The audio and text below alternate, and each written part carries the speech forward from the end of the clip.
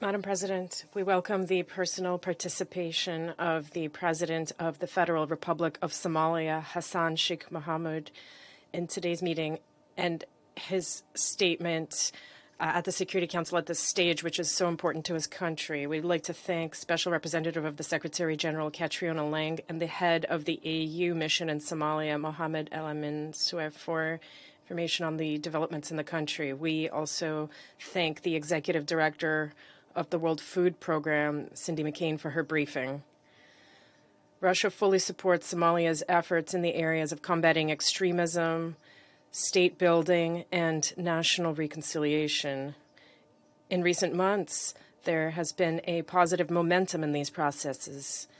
Meetings of the National Consultative Council have become regular.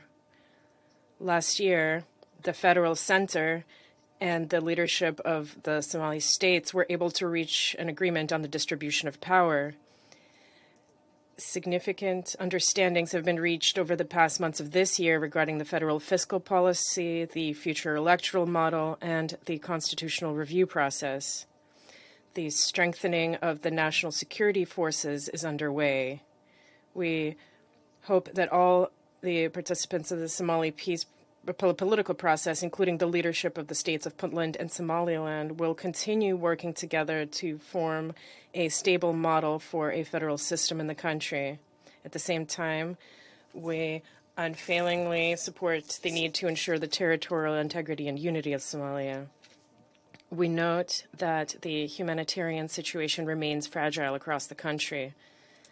Despite the prevention of famine, the number of people in need is still very high.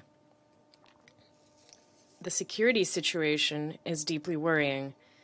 The extremist group Al-Shabaab retains significant influence in the country, carries out regular raids in the capital and on the periphery, and continues to shell Mogadishu International Airport.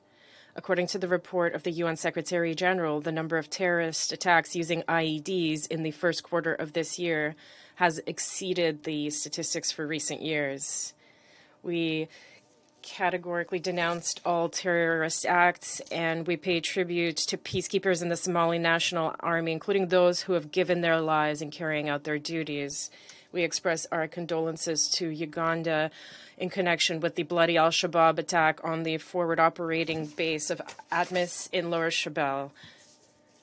We also note that the offensive operations of the Somali National Army have made it possible to push back extremist positions in Galmudug and Hirshabelle. The federal authorities have also facilitated the resolution of the situation in southwest states. We welcome the regional initiative of bordering states to combat this terrorist group. Another flashpoint in recent months has been the situation in Las Anod. We support the mediation efforts of the federal government, clan elders, and Ethiopia to resolve this armed conflict. We believe that in accordance with Resolution 2592, UNSOM has the necessary mandate to coordinate and support efforts for interclan reconciliation. We hope that this conflict situation will be resolved swiftly. ATMIS remains a critical deterrent to extremist and other illegal activities in Somalia. We consider it important to base decisions on ATMIS on the actual security situation on the ground and to take the priorities of the federal government and the states of the region into account. We believe that the drawdown of the mission should be in accordance with the AU Peace and Security Councils and the federal government of Somalia's plan. And as Somali armed forces are prepared to independently shoulder security and protection for the country and its citizens, we positively note the work of UNSAS, which is providing significant material, technical, and logistical assistance to ATMIS, UNSOM, and the Somali National Army. The current priority, in our view, is to focus the efforts of the international community on increasing the effectiveness of federal law enforcement agencies so that once ATMIS withdraws from the country, the authorities will be able to assume full responsibility for security throughout the country's territory. We call for these considerations to be front and center in decisions on extending the mandates of ATMIS and UNSUM at the end of this month. Thank you for your attention, President.